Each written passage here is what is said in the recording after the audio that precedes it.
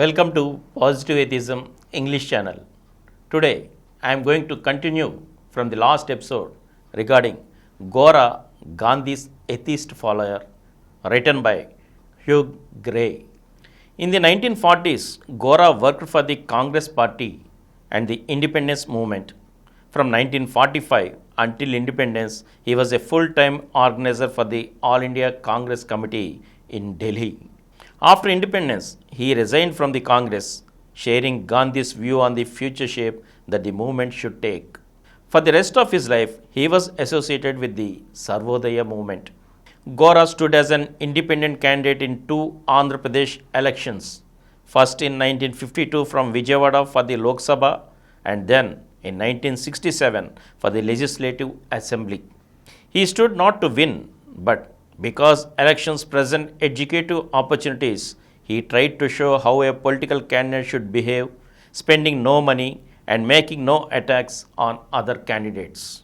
He invited all the other candidates to share common platforms with him and explain their views and policies to the voters, but few accepted. At his meetings, he would provide people with the names and symbols of all the candidates and explain election procedure. He would never ask for votes. He advised all voters to attend all the political meetings held during the election campaign and to question the candidates closely. He would not end a meeting until there were no more questions.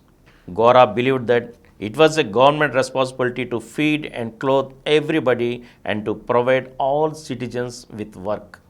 A socialist government should promote social and economic equality. Ministers, MPs, MLAs should set an example in simple and unpretentious living. People's representatives should live in cheap houses, have cheap cars, travel third class on the railway, and use buses, never planes.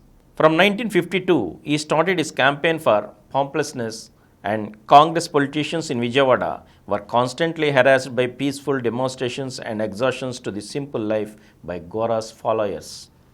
In 1947, Gora had established his ashram at Patamata, just outside the town of Vijayawada. He started a weekly magazine in Telugu to propagate his views called Sangam and subsequently published a number of books in English and Telugu on his views, activities, and the need for partyless, decentralized democracy. Many of Gora's Sarvodaya colleagues, although they agreed with his general approach to politics, found it difficult to go as far as it did in war against the caste system. Chundi Jagannathan said, "The only argument of Gora's I could not digest was over food. In working with Harijans, he urged that one must eat with them. He said, only if you are accustomed to having beef and pork between your teeth can you conquer all prejudices. You must eat what they eat if you are to remove caste and religious barriers.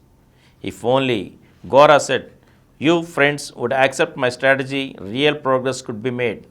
To achieve results, one must fully participate in the lives of Harijans. Social work among them done by vegetarian outsiders is not the same thing at all." Gora supported the Bhudan movement because it promoted mutual help in villages, but he wanted direct action programs to bring pressure to bear on state governments. He thought that Vinoba Bhave concentrated too much on the metaphysical aspects of Gandhi's thought and not on the dynamic aspects of non-violent revolution. He complained of the lack of effective follow-up on Bhudan and Gramdan. For Vinoba Bhave, Gora had respect, but none of the sympathy, liking and admiration that he had for Gandhi.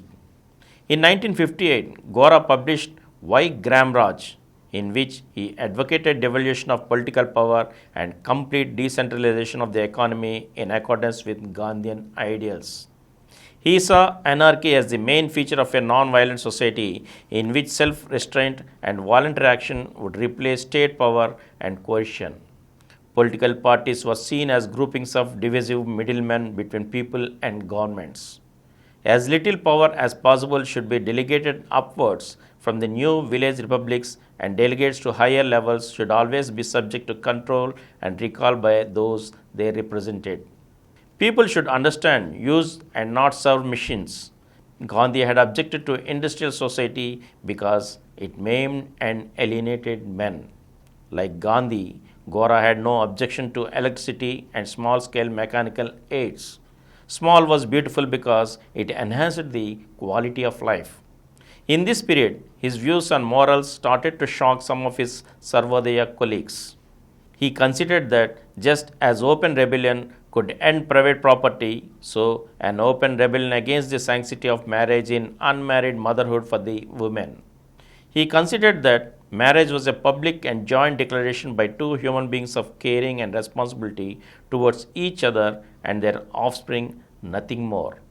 For responsible people, marriage was only a social convention which might one day disappear. And from here, I shall continue in the next episode again. Thank you.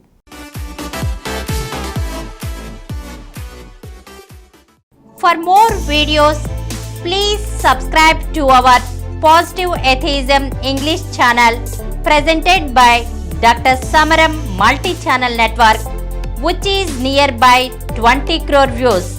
Please like, subscribe and share our videos, and for notification of our new videos, please click the bell icon. Please download Samaram Multi-Channel app and watch your favorite channels from your mobile. App available on Google Play Store and subscribe to the channels.